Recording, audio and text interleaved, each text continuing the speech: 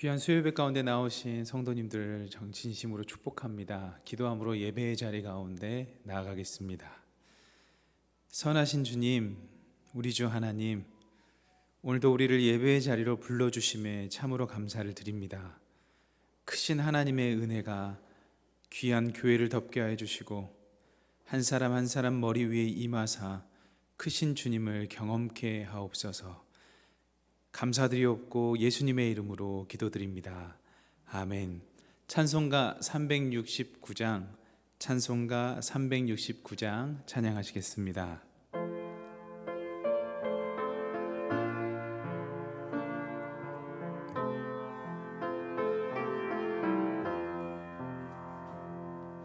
죄짐 맡은 우리 구주 어찌 좋은 친구인지 걱정 근심 무거운 짐 우리 주께 맡기세. 주께 고함 없는 고로 복을 받지 못하네. 사람들이 어찌하여 아뢰 줄을 모를까. 시험 걱정 모든 괴로움 없는 사람 누군가. 부질없이 낙심 말고 기도 드려 아뢰세. 이런 진실하신 친구 찾아볼 수 있을까. 우리 약함 아시오니 어찌 아니하릴까. 근심 걱정 무거운 짐 아니 진짜 누군가. 피난 처는 우리 예수 주께 기도드리세. 세상 친구 멸시하고 너를 조롱하여도 예수 품에 안기어서 참된 위로. 2절부터 다시 고백하겠습니다. 시험 걱정 모든 괴로 없는 사람 누군가. 부질없이 낙심 말고 기도 드려 아뢰세. 이런 진실하신 친구 찾아볼 수 있을까. 우리 약함 아시오니 어찌 아니하릴까. 근심 걱정 무거운 짐 아니 진짜 누군가. 피난 처는 우리 예수 주께 기도드리세. 세상 친구 멸시하고 너를 조롱하여도 예수 품에 안기어서 참된 위로 받겠네. 아멘. 찬송가 405장 박수 치시면서 찬양하겠습니다.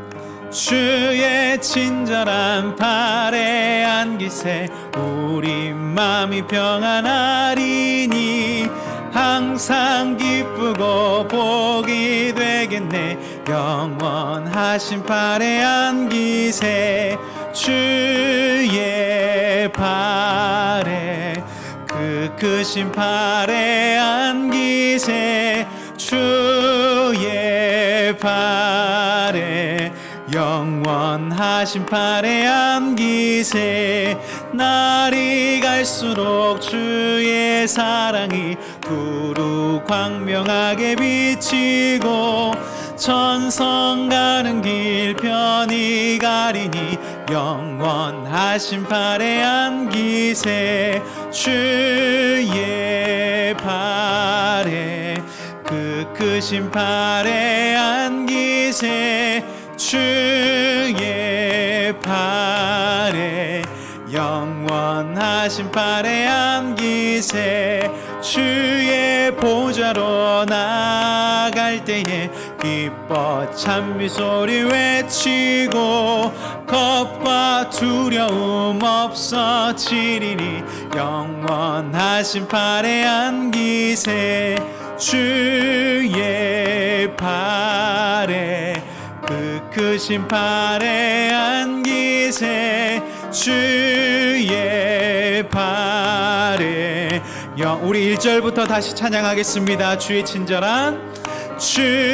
친절한 팔에 안기세 우리 마음이 평안하리니 항상 기쁘고 복이 되겠네 영원하신 팔에 안기세 주의 팔에 그 크신 팔에 안기세 주의 팔에 영원하신 팔에 안기세 날이 갈수록 주의 사랑이 두루 광명하게 비치고 천성 가는 길 편히 가리니 영원하신 팔에 안기세 주의 팔에 그 크신 팔에 안기세 주의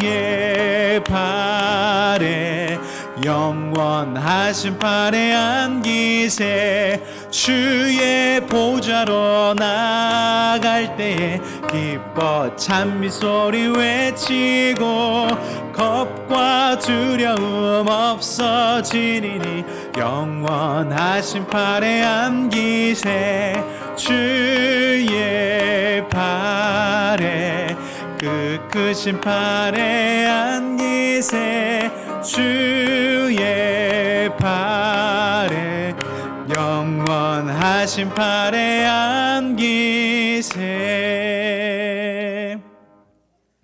우리 시간에 함께 기도하며 나아가길 소망하는데요, 먼저 함께 기도할 것은 하나님을 신뢰하면서 지금 겪는 모든 환난을 이기게 하옵소서, 주님 말씀 붙들고 은혜 가운데 살게 하옵소서라고 기도하여 주시고, 담임 목사님 말씀 선포하실 때 귀한 성령의 능력이 말씀을 통하여 우리들의 심령 가운데 들어올 수 있게 해달라고 두 가지를 놓고 기도하며 나가도록 하겠습니다. 기도하겠습니다.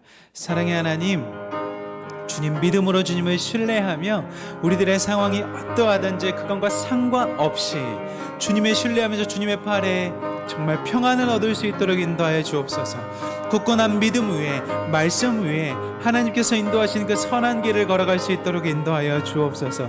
하나님, 우리 귀한 하나님의 사자 담임 목사님께서 말씀을 선포하실 때에 성령의 능력이 우리 마음 가운데 심령 가운데 새겨져 말씀대로 살아가는 인생, 말씀 따라 살아가는 인생, 그의 나라와 그의 의를 구하는 인생 될 수 있도록 주님께서 인도하여 주시옵소서. 하나님, 이제 귀한 말씀을 듣습니다. 하나님의 말씀 귀한 담임 목사님께서 선포하실 때에 우리들의 심령에서 살아 역사하여 주옵소서. 그리하여 그의 나라와 그의 의를 귀하는 정말 귀한 교회로 쓰임받게 하여 주옵소서. 감사드리옵고 그리스도 되신 예수님의 이름으로 기도드립니다. 아멘.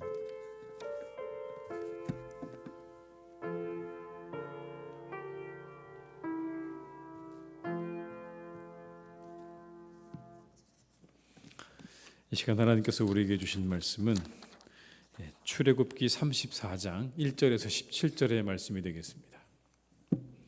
출애굽기 34장 1절에서 17절입니다. 출애굽기 34장 1절에서 17절의 말씀입니다.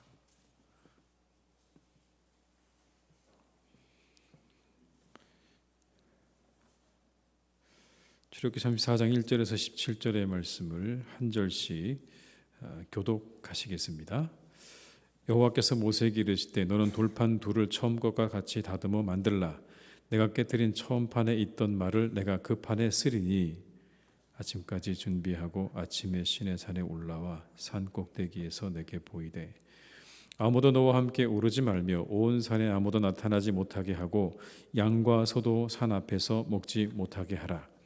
모세가 돌판 둘을 처음 것과 같이 깎아 만들고 아침에 일찍 일어나 그 두 돌판을 손에 들고 여호와의 명령대로 시내산에 올라가니 여호와께서 구름 가운데 강림하사 그와 함께 거기 서서 여호와의 이름을 선포하실세 여호와께서 그의 앞으로 지나시며 선포하시되 여호와라 여호와라 자비롭고 은혜롭고 노하기를 더디하고 인자와 진실이 많은 하나님이라. 인자를 천대까지 베풀며 악과 과실과 죄를 용서하리라. 그러나 벌을 면제하지는 아니하고 아버지의 악행을 자손 3, 4대까지 보응하리라. 모세가 급히 땅에 엎드려 경배하며 이르되 주여 내가 주께 은총을 입었거든 원하건대 주는 우리와 동행하옵소서. 이는 목이 뻣뻣한 백성이니이다. 우리의 악과 죄를 사하시고 우리를 주의 기업으로 삼으소서. 여호와께서 이르시되 보라 내가 언약을 세우나니 곧 내가 아직 온 땅 아무 국민에게도 행하지 아니한 이적을 너희 전체 백성 앞에 행할 것이라. 내가 머무는 나라 백성이 다 여호와 행하심을 보리니 내가 너를 위하여 행할 일이 두려운 것임이니라. 너는 내가 오늘 내게 명령하는 것을 삼가 지키라. 보라 내가 내 앞에서 아모리 사람과 가나안 사람과 헷 사람과 브리스 사람과 히위 사람과 여부스 사람을 쫓아내리니 너는 스스로 삼가 내가 들어가는 땅의 주민과 언약을 세우지 말라. 그것이 너희에게 올무가 될까 하노라. 너희는 도리어 그들의 제단들을 헐고 그들의 조상을 깨뜨리고 그들의 아세라상을 찍을지어다. 너는 다른 신에게 절하지 말라. 여호와는 질투라. 이름하는 질투의 하나님이니라. 너는 삼가 그 땅의 주민과 언약을 세우지 말지니 이는 그들이 모든 신을 음란하게 섬기며 그들의 신들에게 제물을 드리고 너를 청하면 내가 그 제물을 먹을까 함이며 또 내가 그들의 딸들을 내 아들들의 아내로 삼음으로 그들의 딸들이 그들의 신들을 음란하게 섬기며 내 아들에게 그들의 신들을 음란하게 섬기게 할까 함이니라. 함께 읽습니다. 너는 신상들을 부어 만들지 말지니라. 아멘. 이 시간 함께 하신 모든 분들에게 하나님의 은혜가 함께 하시기를 주님의 이름으로 축원합니다. 날씨가 쌀쌀한 내일까지 오시는 자고 수고하셨습니다. 하나님의 은혜가 더하실 줄 믿습니다. 금송아지 사건이 다 마무리가 되고 나자 하나님께서 다시 모세를 부르십니다. 그리고는 처음 거와 똑같은 것을 다시 다듬어 만들어라. 판을 만들어라 이렇게 말씀을 하시고 시내산으로 올라오라고 얘기를 하세요. 그렇게 다시 하나님과 이 모세가 대면을 하게 되는데 그 첫 대면에서 하나님께서 하셨던 첫 마디가 뭐냐면 나는 여호와다라는 겁니다. 내가 누구인지를 선포하시는 게 가장 먼저 하신 일이에요. 나는 여호와다, 여호와다. 그게 하나님께서 다시 모세를 만나셨을 때 첫 번 하셨던 말씀입니다. 우리 본문 6절의 말씀을 다시 한번 읽어보겠습니다. 여호와께서 그의 앞으로 지나시며 선포하시되 여호와라 여호와라 자비롭고 은혜롭고 노하기를 더디하고 인자와 진실이 많은 하나님이라. 이게 첫 마디셨어요. 나는 여호와다 여호와다. 여러분 이걸 언제 이 여호와라는 이름을 가르쳐 주셨을까요? 출애굽기 3장 14절에 보게 되면 하나님께서 모세를 부르시는 장면에서 그때 말씀하십니다. 누구십니까? 라고 물으면 제가 뭐라고 답을 하죠? 스스로 있는 자라고 이야기하고 나는 여호와라고 이야기하라. 14절과 15절의 말씀을 제가 읽어드릴게요. 하나님이 모세에게 이르시되 나는 스스로 있는 자이니라. 또 이르시되 너는 이스라엘 자손에게 이같이 이르기를 스스로 있는 자가 너희에게 나를 너희에게 보내셨다 하라. 하나님이 또 모세에게 이르시되 너는 이스라엘 자손에게 이같이 이르기를 너희 조상의 하나님 여호와 곧 아브라함의 하나님, 이삭의 하나님, 야곱의 하나님께서 나를 너에게 보내셨다 하라. 이는 나의 영원한 이름이요 대대로 기억할 나의 칭호니라. 그때도 여호와라고 다시 말씀하시죠. 여호와, 대대 기억되어질 그 이름을 다시 오늘 이야기하고 계십니다. 여러분, 무슨 의미일까요? 다시 반복하시는 거죠. 이름을 반복하는 겁니다. 이 반복이라는 의미는 이런 거죠. 내가 그때도 너희와 함께 했던 것처럼 오늘도 내가 너희들과 함께 할 것이고, 그리고 이후로도 너희와 함께 할 것이라는 걸 이렇게 말씀하는 겁니다. 나는 여호와다. 이 이야기 속에는 내가 약속한 모든 것들은 반드시 나는 지키는 자라고 하는 의미가 있는 겁니다. 내가 너희들에게 약속한 대로 오늘 여기서 모든 게 끝나지 않을 거고, 너희들이 가나안 땅에 들어갈 때까지 나는 너희와 함께 할 거다. 왜? 약속했기 때문에. 여러분, 성경이 우리에게 말씀해 주시는 것들이 여러 가지가 있는데, 특별히 우리에게 주시는 말씀 가운데 이런 게 있는 거죠. 하나님은 신실하십니다라는 겁니다. 신실하신 하나님. 결국 이루셨죠. 약속하신 대로, 말씀하신 대로 이스라엘 백성들을 가나안 땅까지 인도하셨습니다. 이루신 거예요. 신실하신 하나님이죠. 몇 년 걸렸죠? 40년 걸렸죠. 여러분, 신실하다는 말은요, 하루아침에 우리가 그 사람을 신실하다고 말하기가 어렵습니다.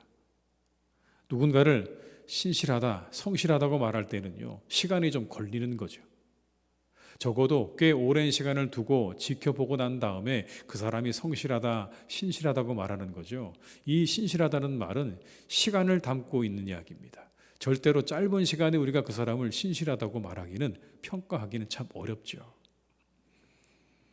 성경이 우리에게 주시는 말씀 한 가지는 하나님은 신실하신 하나님이시다. 이스라엘을 출애굽시키셔서 가나안까지 인도하신 이 하나님의 신실하심을 우리에게 보여주시는 겁니다.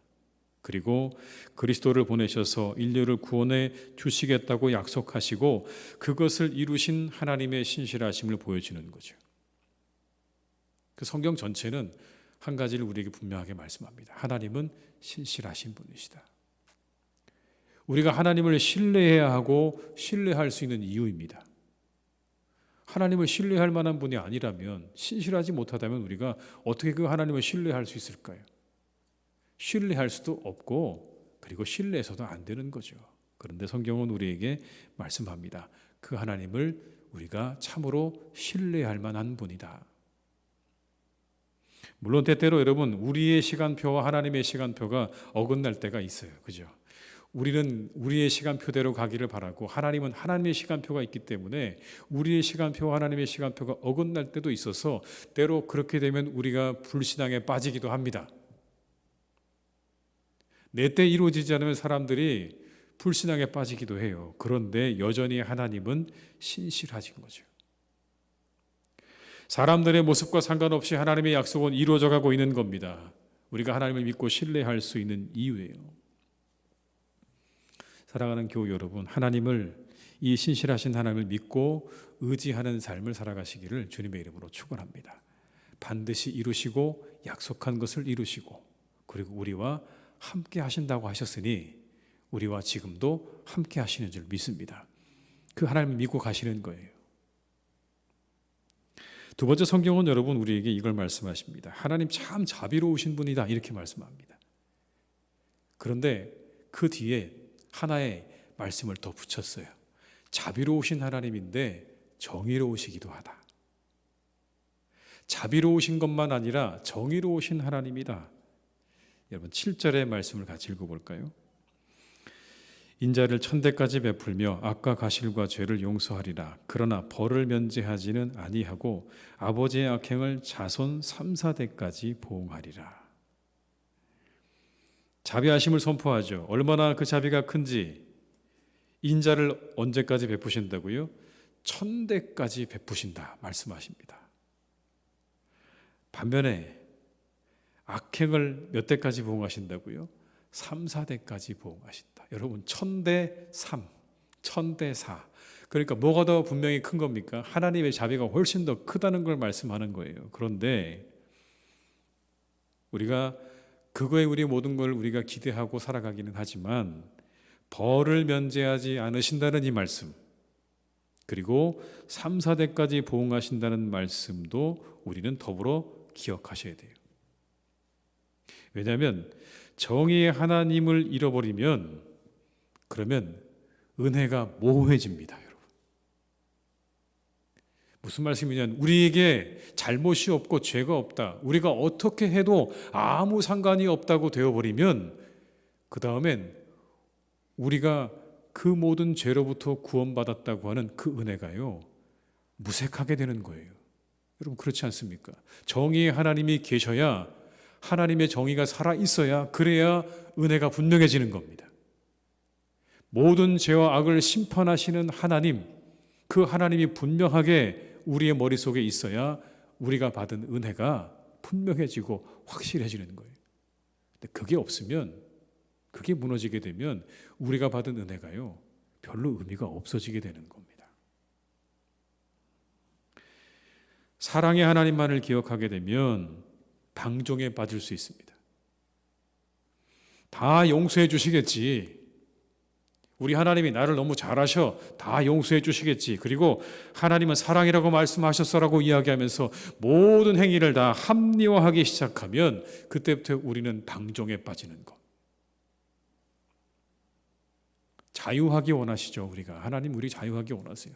자유롭게 살기 원하세요. 그러나 그 자유를 넘어서 방종의 삶까지 나아가는 걸 원하시는 건 아닙니다. 자기 멋대로 살아가는 삶까지 하나님께서 원하시는 건 아닌 거예요. 그건 분명하죠. 그러려면 우리가요, 정의의 하나님에 대해서 분명하게 기억해야 합니다. 아, 정의의 하나님이 계시다. 그래야 자유를 넘어서려고 하는 우리를 붙잡을 수가 있게 되는 거예요. 만약 그렇지 못하면 우리가 그 자유의 한계를 넘나들게 되는, 자유와 방종을 넘나들게 되는, 한편으로 보면 타락한 생활을 살기가 쉽다는 거죠. 그래서 오늘의 말씀을 여러분 기억하셔야 됩니다. 자비는 1000대까지, 그러나 모두 있다고요. 죄에 대한 보응도 3, 4대까지라는 이 말씀을 우리가 마음 한켠에 잘 기억하고 있다면 우리가 우리의 자유로부터 방종까지 나아가는 것들을 막아주는 그런 장치가 분명히 될 것입니다. 하나님이 사랑의 하나님이시기도 하지만, 용서의 하나님이시기도 하지만 분명히 정의의 하나님이신 것을 우리 모두가 다 기억해야 할 줄로 믿습니다. 그 다음에 여러분, 하나님의 은혜를 잊는 순간에 우리의 목이 뻣뻣해집니다. 이 금송아지 사건의 가장 중요한 주제는 목이 곧은 백성, 목이 뻣뻣하다는 게 가장 중요한 핵심이에요. 32장 9절의 말씀에 의하면 하나님께서 이스라엘을 진노하시려고 했던 이유가 뭐냐면 목이 뻣뻣한 백성이기 때문에 진노하려고 하셨어요. 여러분, 32장 9절과 10절의 말씀을 한번 화면을 통해서 한번 같이 저희가 읽어볼까요? 여호와께서 또 모세에게 이르시되 내가 이 백성을 보니 목이 뻣뻣한 백성이로다. 그런즉 내가 하는 대로 두라. 내가 그들에게 진노하여 그들을 진멸하고 너를 큰 나라가 되게 하리라. 진멸의 이유가 뭐라고요? 목이 뻣뻣하기 때문에 진멸하겠다고 말씀하는 겁니다. 가장 싫어하는 거예요. 하나님께서 가장 싫어하시는 거, 목이 뻣뻣한 거. 그런데 너희가 지금 목이 뻣뻣하다는 거예요. 그럼에도 불구하고 모세는 하나님께 바짝 엎드려서 뭘 구하냐면 은혜를 구해요. 하나님, 맞습니다. 우리 목이 뻣뻣한 백성이 맞는데 그래도 우리를 불쌍히 여겨주십시오. 본문 8절과 9절의 말씀을 제가 읽어드립니다. 모세가 급히 땅에 엎드려 경배하며 이르되 주여 내가 주께 은총을 입었거든 원하건대 주는 우리와 동행하옵소서. 이는 목이 뻣뻣한 백성이니이다. 우리의 악과 죄를 사하시고 우리를 주의 기업으로 삼으소서. 맞습니다. 하나님, 우리 목이 뻣뻣해요. 그런데 우리를 제발 좀 용서해 주시고 하나님 백성으로 삼아 주셔야 됩니다. 그래도 우리를 삼아 주셔야 합니다. 그럼 여러분, 목이 뻣뻣한 게 뭘까요? 목이 뻣뻣하다는 의미가 뭘까요? 우리가 흔히 얘기할 때 목에 기부스를 했다고 그러죠. 교만한 걸 그렇게 표현하는데 성경 말씀에 의하면 목이 뻣뻣하다는 건 3가지 정도입니다. 첫 번째는 순종하지 않는 걸 말하는 거예요. 하나님 말씀을 거역하고 순종하지 않은 거. 두 번째는 하나님께 대한 감사를 잃어버린 것. 세 번째는요, 회개를 잃어버린 것. 이 세 가지가 목이 뻣뻣한 것의 증상입니다. 누가 목이 뻣뻣한 거냐? 하나님 앞에 목을 뻣뻣하게 세우고 있을 사람이 있을까요? 그게 아니죠. 하나님께 순종하지도 않고 감사하지도 않고 회개하지도 않는 그들을 가리켜서 성경은 그들이 목이 뻣뻣하다고 말씀하는 거예요. 여러분, 증거를 한번 찾아볼까요? 신명기 9장 6절의 말씀을 화면을 통해서 한번 보시겠습니다. 한번 같이 읽어보겠습니다. 그러므로 내가 알 것은 내 하나님 여호와께서 내게 이 아름다운 땅을 기업으로 주신 것이 내 공의로 말미암음이 아니니라. 너는 목이 곧은 백성이니라. 이게 뭘까요? 감사할 줄 모르는 거예요. 이 아름다운 땅 하나님께서 그냥 너에게 주신 거야. 그런데 왜 감사할 줄 모르는가? 이유가 뭐라고요? 목이 곧은 백성이기 때문에. 그렇게 하나님께로 받은 그 모든 은혜에 대해서 감사할 줄 모르는 너희가 목이 곧은 백성이다. 감사가 없으면 그 사람 목이 곧은 백성이고요. 두 번째는요, 신명기 31장 27절의 말씀을 함께 읽어보겠습니다. 내가 너희의 반역함과 목이 곧은 것을 아나니 오늘 내가 살아서 너희와 함께 있어도 여호와를 거역하였거든 하물며 내가 죽은 후의 일이랴. 목이 곧다고 되어 있죠. 그리고 뭐라고요? 여호와를 거역했다. 하나님 말씀에 순종하지 않는 게 그게 목이 곧은 겁니다. 감사할 줄 모르고 하나님 말씀에 순종할 줄 모르는 게 그게 목이 곧은 거라고요. 신약 성경에도 여러분 이 말씀이 나옵니다. 목이 곧다는 말씀이 신약에도 나와요. 사도행전 7장 51절의 말씀을 제가 읽어드릴게요. 목이 곧고 마음과 귀에 할례를 받지 못하는 사람들아 너희도 너희 조상과 같이 항상 성령을 거스르는도다. 이건 회개를 하지 않는다는 걸 의미하는 겁니다. 회개하지 않는 걸 의미하는 거예요. 순종하지 않고 감사할 줄 모르고 회개가 없는 그 사람들을 가리켜서 하나님께서는 목이 곧은 백성, 목이 뻣뻣한 사람들이라고 말씀하셨어요. 근데 목이 뻣뻣해지면 여러분 얼굴이 뻔뻔해집니다. 그런 것 같아요. 제가 말씀 준비하다 보니까 갑자기 그런 생각이 들었어요. 아, 목이 꼿꼿해지면 얼굴이 뻔뻔해진다. 그렇죠, 여러분. 감사도 모르고 순종도 모르고 회개도 모르면요 얼굴이 뻔뻔해져요, 되게요. 그러면 은혜가 들어갈 자리가 없어져요. 이 목이 꼿꼿한 사람의 특징이 뭐냐면 은혜가 들어갈 자리가 없어요. 하나님의 은혜가 들어갈 자리가 없어요. 회개도 안 되고 감사도 안 되고 순종도 안 되는데 여러분 어디에 하나님의 은혜가 들어갈 자리가 있겠어요? 은혜가 없어요. 본인은 잘 살고 있다고 생각하는지 모르겠지만 은혜 없는 삶을 살고 있는 거예요, 여러분. 이미 그 사람 그 삶 자체가요 은혜가 없는 삶이에요. 얼마나 몸이 건조한 삶이겠습니까?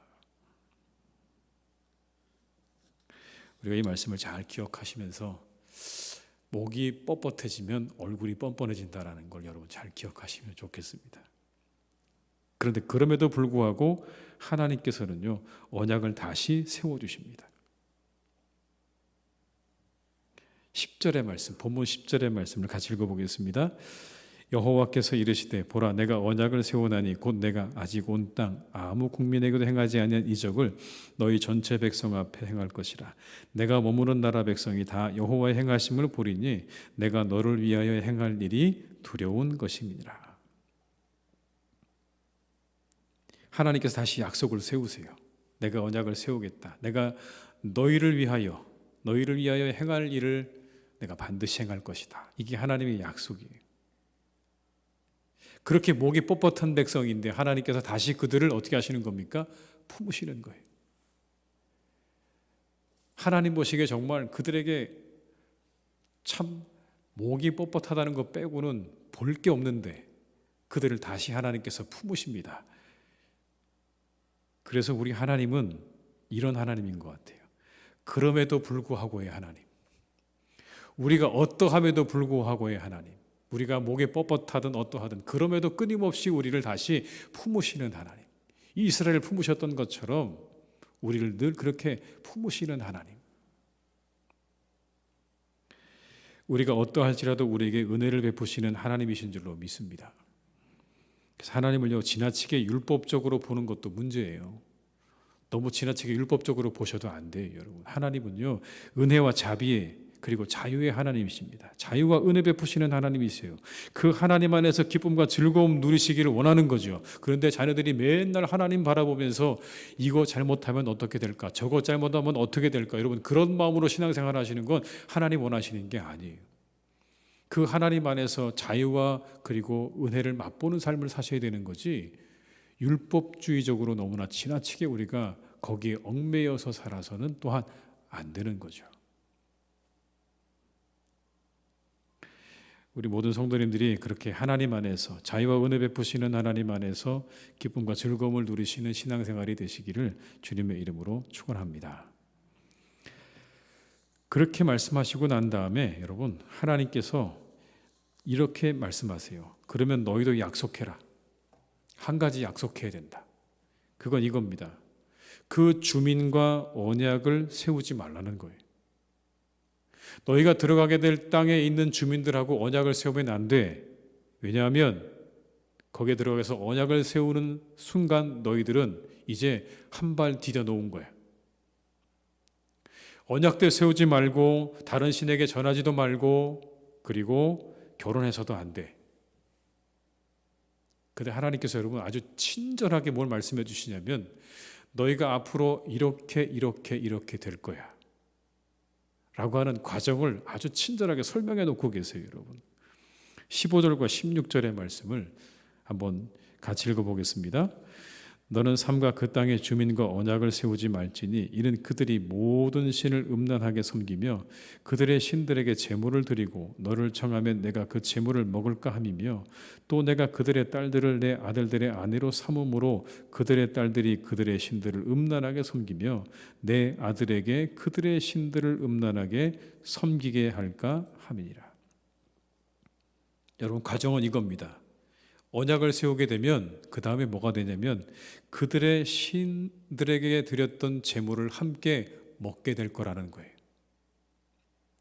언약을 하게 되면 그들의 신들에게 드렸던 제물을 너희는 먹게 될 거야. 그리고 그렇게 되면 이제 그 땅에 있는 여인들과 그리고 남자들과 너희의 자녀들이 결혼할 거예요. 그러면 뭐가 되는 겁니까? 자연스럽게 너희는 우상 숭배를 시작하게 될 거야. 이게 하나님께서 이미 그들에게 말씀해 주신 거예요. 그래서 하지 말라는 거예요. 그들과 언약을 맺지 말라는 이유가 다른 게 아니라 그렇게 되면 이러한 수순을 밟아서 너희들은 결국엔 우상 숭배를 향해서 갈 수밖에 없다는 걸 하나님께서 아주 자세하게 설명해 주고 있는 겁니다. 그 첫 단추가 이방인과의 언약인 거예요. 마치 이런 거죠. 악의 유혹이 시작되면 그 유혹에 우리가 첫 발을 내디디게 되면 멈추기가 어렵습니다. 여러분. 우리의 모든 죄악에 대해서 우리가 첫 발을 내디디게 되면 그 다음부터 우리가 돌이키기가 어렵고 멈추기가 어렵다는 얘기예요. 오늘 하나님께서 그 말씀하시는 거예요. 그 주민들하고 언약을 맺는 그 순간 너희는 이미 우상 숭배를 향해 가게 돼 있어라고 말씀하는 거죠. 그래 절대로 하지 말라고 그렇게 말씀하시는 거예요. 그러면서 이렇게까지 말씀하시죠. 나는 질투의 하나님이야. 내가 질투의 하나님. 여러분 하나님께서 질투의 하나님이라고 얘기하시는데 하나님도 질투를 하시나? 여기 나오는 여러분 질투는 남녀 간에 하는 질투하고 다른 거죠. 이거 다른 겁니다. 다른 의미예요, 여러분. 여기 나오는 질투라는 건 그렇게 남녀 사이에 하는 질투를 의미하는 게 아닙니다. 하나님께서 안타까움을 가지고 하시는 말씀인 거예요. 이런 안타까움이죠. 하나님께서 그들에게 분명히 가르쳐 주신 율법과 계명을 따라서 그들이 살아가야 되는데 그 길을 벗어나서 우상을 따라가기 시작을 하면 자연스럽게 그 길은 어디로 가냐면 멸망의 길로 가는 거예요. 그 우상 숭배, 그 가나안 땅에 있는 그 우상 숭배를 향해 가게 되면 그 우상 숭배를 따라가게 되면 그들이 가는 길은 뻔한 겁니다. 하나님 보시기에 너무나 뻔한 거예요. 그런데 하나님께서 하나님의 백성이 그렇게 뻔히 죽어가는 걸 그냥 보고 계신다. 여러분 그것도 이상하잖아요. 분명히 내 백성이라고 하셨고 내 자녀 삼아 주신 그 이스라엘 백성이 하나님을 떠나서 죽음의 길을 향해서 걸어가는데 하나님께서 그냥 뻔히 그것을 바라보고 계신다고요. 만약 여러분 같으면 그렇게 하시겠습니까? 내 자녀가 악을 향해서 가고 있고 내 자녀가 가는 길이 뻔히 보이는데, 어디로 가고 있는지가 뻔히 보이는데, 여러분 만약에 여러분의 자녀라면 막지 않으시겠어요? 최소한 그 가는 길을 막아설 겁니다. 그렇게 가서는 안 된다고 막아서는 거죠. 오늘 하나님께서 말씀하시는 내가 질투한다는 건 바로 그런 거예요. 안타까운 거예요. 내 자녀가 죽음을 향해 한 걸음 한 걸음 걸어가는 그것에 대한 안타까움에서 오늘 하나님께서 질투한다고 말씀하시는 거죠. 하나님께서 인간을 질투하실 이유가 없어요, 여러분. 그것이 안타까우신 거예요. 우리가 그 마음을 알아야 되는 겁니다. 그 마음을 알아야 돼요. 우리가 하나님 안에 있을 때, 그 안에 있을 때 우리에게 진정한 생명과 진리가 보장되는 줄로 믿습니다. 그걸 벗어나게 되면 여러분, 우상으로 가게 되면, 세상으로 가게 되면 우리가 그것으로부터 멀어질 수밖에 없다는 걸 기억하면서 우리가 늘 하나님의 이 마음을 헤아리고 늘 하나님이 하나님의 품 안에 우리가 있기를 원하는 이 마음을 기억하면서 우리가 늘 그 안에 거하기를 힘쓰는 우리 성도님들이 다 되시기를 주님의 이름으로 축복합니다. 왜냐하면요, 세상이 악하기 때문에 그래요. 세상에는 온갖 신들이 가득합니다. 여러분 17절의 말씀을 읽어볼까요? 너희 신상들을 부어 만들지 말지니라. 세상에 온갖 신들이 다양해요, 여러분. 지금은 없죠. 우리가 신상 부어 만든 사람들이 얼마나 있겠습니까? 그런데 그렇게 부어 만든 신상이 아니어도요, 얼마든지 많은 신들이 우리에게 있다는 거 여러분 잘 아시잖아요. 부가 신이 되었고요, 성이 신이 되었고요, 명예와 쾌락과 권력, 이 모든 것들이 다 현대판 신들입니다. 이것들이 사람들을 유혹하죠. 신이라고 이야기하지는 않지만 이미 신이 되어서 사람들을 유혹하고 영향력을 행사하고 있잖아요. 신적인 존재죠, 여러분. 방금 말씀드린 부와 성과 명예와 쾌락과 권력이 신과 같은 그런 존재들이라고요. 그런 영향력을 가지고 있어요. 오히려 하나님의 말씀과 그리고 교회와 신앙보다 이것들이 훨씬 더 우리가 살아가는데 우리에게 큰 영향을 가지고 있는 그런 세상이죠. 근데 그렇게 되면 이 하나님에 대한 믿음을 잃어버리게 되고 다른 것들이 우리의 하나님의 자리 가운데 차지하게 되면 그러면 우리가 오류에 빠지게 되는 거예요. 잘못 가게 되는 거죠. 특별히 여러분, 이 시기에 시대가 우리에게 주문하는 게 한 가지 있습니다. 뭐냐면 그냥 내가 하나님으로 살아라는 겁니다. 내가 하나님으로 살아. 하나님이 왜 필요해?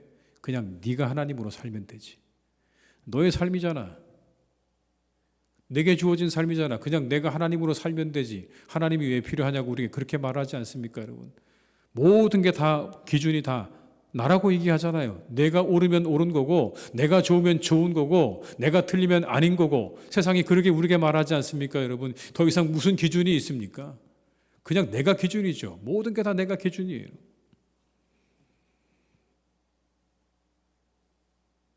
이처럼 세상에 가득한 신들과 유혹, 우리를 향해서 내가 그냥 세상의 신으로 살아가려고 하는 이런 세상의 유혹들이 우리 가운데 얼마나 많은지 우리는 잘 알고 있습니다. 그래서 우리가 하나님을 우리의 삶의 중심에 모시지 않으면 그런 것들이 우리의 삶의 중심에 하나님의 자리를 대신 차지하게 되는 것. 하나님께서 우리를 그렇게 만드셨거든요. 하나님의 자리를 분명히 만들어 놓으셨어요. 그런데 그 자리에 하나님이 계시지 않으면 분명히 다른 것들이 그 자리를 차지하는 것. 우리 영혼에 그렇게 차지하고요, 우리를 좌지우지하고 우리를 오류에 빠뜨리는 거죠. 잘못 가게 만드는 거예요.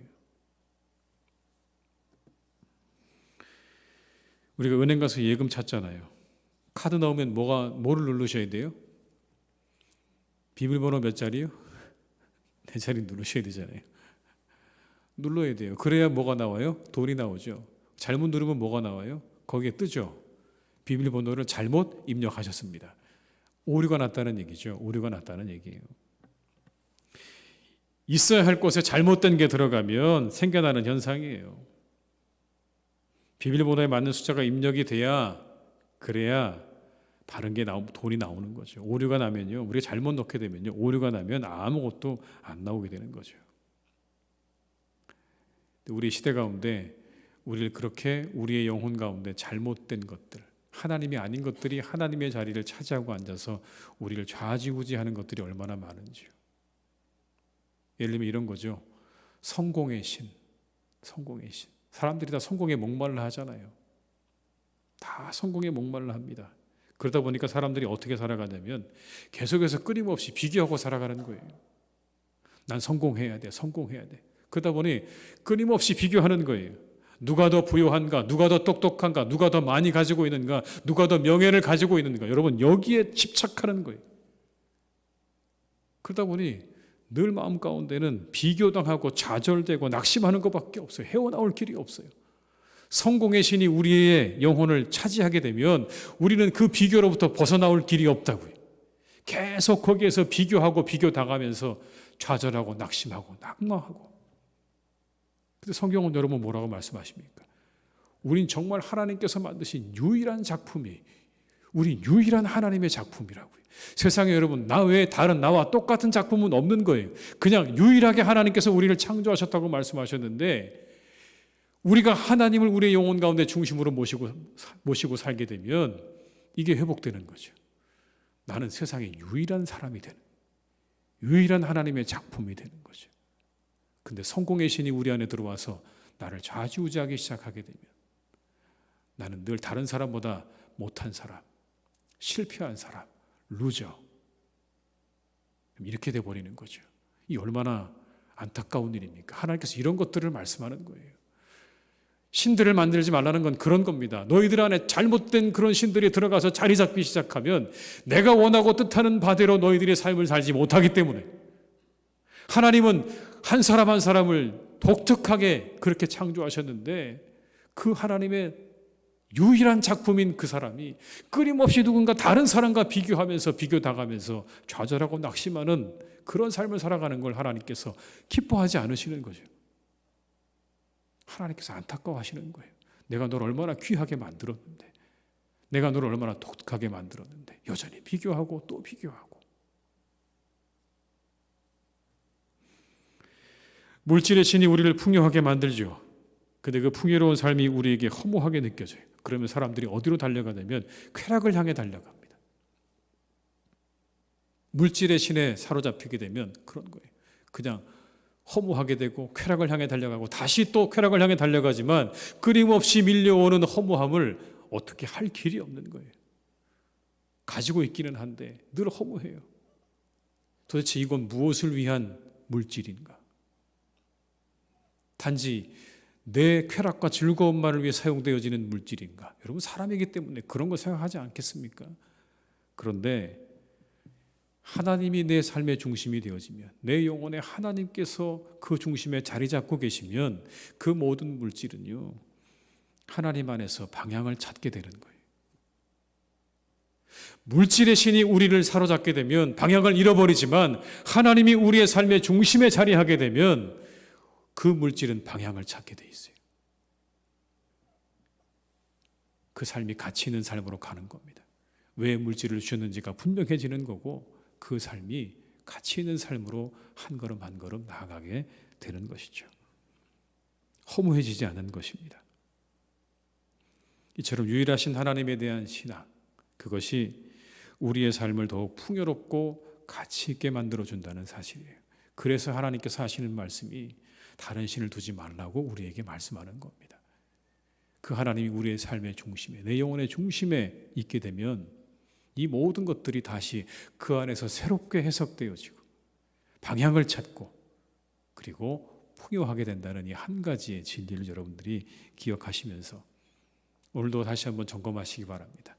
내 영혼의 중심에 하나님이 계신가? 내 영혼의 중심의 한자리에 하나님이 계신가?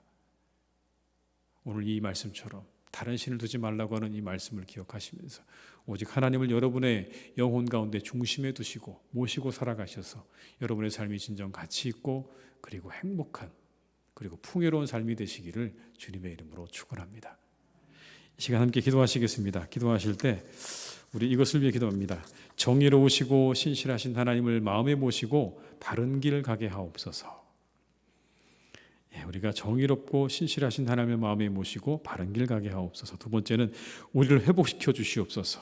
예배와 영혼과 교제가 회복되게 하시고 우리 교회가 성령의 위로로 진행해서 평안하고 든든히 서게 하옵소서. 이 두 가지 위해서 한번 이 시간에 우리 합심해서 기도하시겠습니다. 사랑이 많으신 아버지 하나님, 이 시간 간절히 원합니다. 하나님, 우리 가운데 역사하시는 하나님, 정의로우시고 신실하신 하나님을 마음에 모시고 바른 길을 갈 수 있기를 간절히 원합니다. 바른 길을 가게 하시옵소서. 아버지 하나님, 우리가 정의롭고 신실하신 하나님 우리의 마음에 모시고 바른 길을 가기를 간절히 원합니다. 하나님, 우리가 그때야 비로소 바른 길을 가게 될 것입니다. 아버지 하나님, 모시고 살아가게 하시옵소서. 우리의 마음의 중심에 우리 하나님을 모시고 살아가는 삶이 되기를 간절히 원합니다. 아버지 하나님, 우리 사랑하는 교우들의 삶 가운데 늘 그렇게 주님을 우리의 가슴에, 우리 정말 아버지 영혼의 한복판에 모시고 살아가는 은혜가 있기를 간절히 원하오니 주여 우리를 인도해 주시옵소서. 주님 역사해 주시옵소서. 우리를 회복시켜 주시옵소서. 예배와 영혼과 교제가 회복되기를 간절히 원합니다. 우리 교회가 성령의 위로로 진행하여서 평안하고 든든히 서갈 수 있기를 간절히 원합니다. 하나님, 우리 교회를 회복시켜 주시옵소서. 예배와 영혼과 교제가 회복되기를 기도합니다. 이 모든 것들이 하나님 온전히 회복되어지는 역사를 이 한 해 가운데 우리에게 허락해 주시기를 간절히 원합니다. 하나님, 우리 코로나로 예배드리지 못한 우리 성도들의 예배가 회복되게 하시옵소서. 영원히 회복되게 하시옵소서. 아버지 하나님께서 주시는 교제가 회복되어지는 놀라운 은혜가 있기를 간절히 소망하오니 주여 우리에게 함께 하시고 우리에게 역사해 주시옵소서. 우리에게 아버지 성령의 위로로 진행하시옵소서. 평안하게 든든히 서가게 하시옵소서. 하나님의 은혜로 함께 해주시고 동행해 주시길 간절히 원합니다. 주님 인도하여 주시옵소서. 주님 역사해 주시옵소서. 우리 한 번 더 기도하실 때는 이 코로나19가 속히 안정되기를 위해서 한번 간절한 마음으로 기도하면 좋겠습니다. 속히 종식시켜 주시옵소서. 이제 이 모든 것을 하나님 속히 끝내 주시옵소서. 한번 우리에게 한번 시간 기도하시고요. 저 우크라이나에 전쟁이 일어나지 않도록 한번 이 시간에 기도하면 좋겠습니다. 그 땅을 하나님의 평화로 지켜주시옵소서. 우크라이나를 지켜주시옵소서. 이 두 가지 한번 이 시간 합심해서 기도하시겠습니다. 사랑이 많으신 하나님, 이 시간 간절히 원합니다. 주여 아버지, 우리 사랑하시는 아버지 하나님께서, 아버지 우리 사랑하는 아버지 하나님, 정말 이 코로나19가 아버지 하나님 온전하게 회복되기를 간절히 소망합니다. 주님 역사해 주시기를 간절히 원합니다. 아버지 하나님 함께해 주시옵소서. 역사해 주시기를 간절히 소망합니다.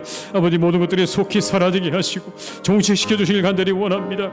아버지 하나님, 깨끗하게 이 모든 것들이 사라지기를 간절히 원합니다. 하나님의 은혜 가운데 사라지게 하시옵소서. 아버지, 깨끗하게 소멸되게 하시옵소서.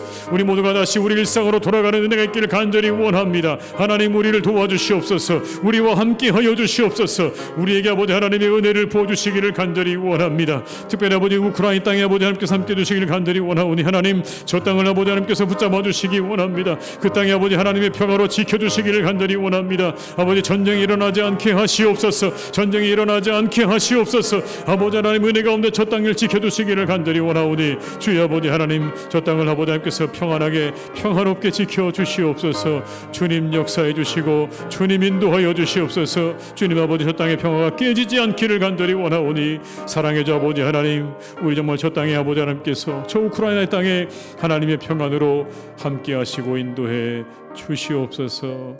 주님 역사해 주시옵소서. 아버지 하나님, 우리가 정의롭고 신실하신 하나님을 마음에 모시고 늘 바른 길 가게 하시옵소서.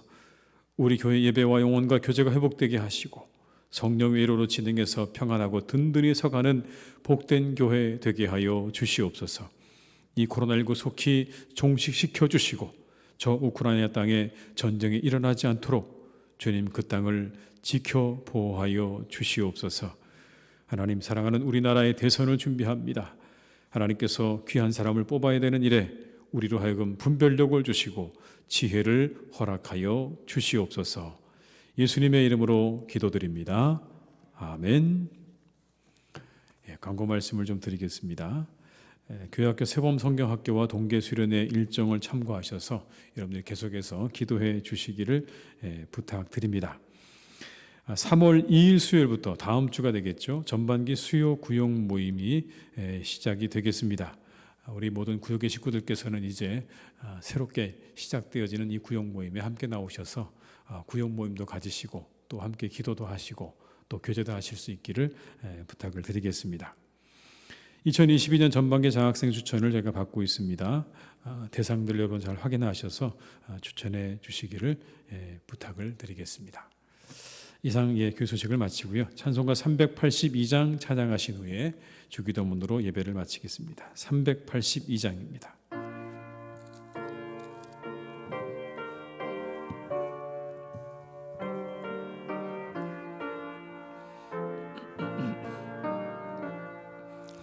너 근심 걱정 말아라 주 너를 지키리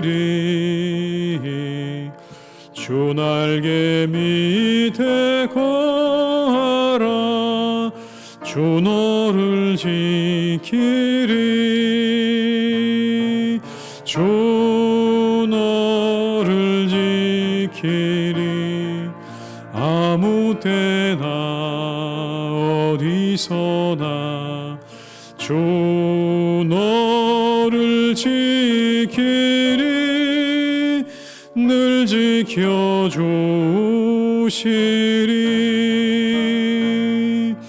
어려워 낙심될 때에 주 너를 지키리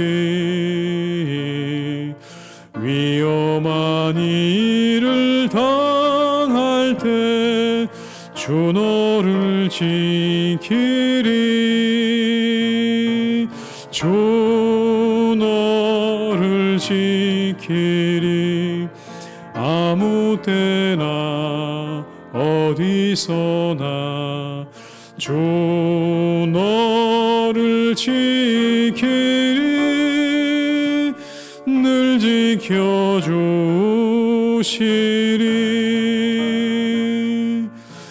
넣었을 것 미리 아시고 주 너를 지키리 구하는 것을 주시며 주 너를 지키리 주 너를 지키리 아무 때나 어디서나 주 너를 지키리 늘 지켜주시리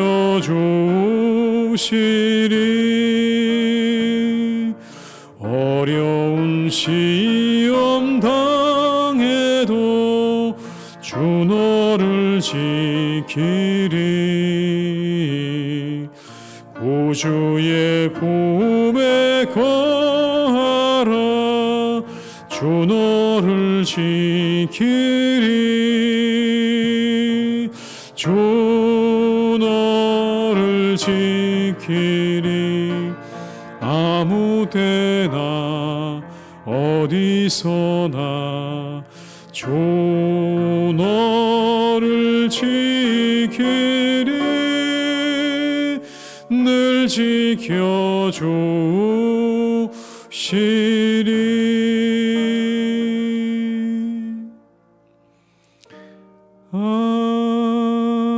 아멘. 하늘에 계신 우리 아버지 이름을 거룩하게 하시며 아버지의 나라가 오게 하시며 아버지의 뜻이 하늘에서와 같이 땅에서도 이루어지게 하소서. 오늘 우리에게 일용할 양식을 주시고 우리가 우리에게 잘못한 사람을 용서하여 준 것 같이 우리 죄를 용서하여 주시고 우리를 시험에 빠지지 않게 하시고 악에서 구하소서. 나라와 권능과 영광이 영원히 아버지의 것입니다. 아멘.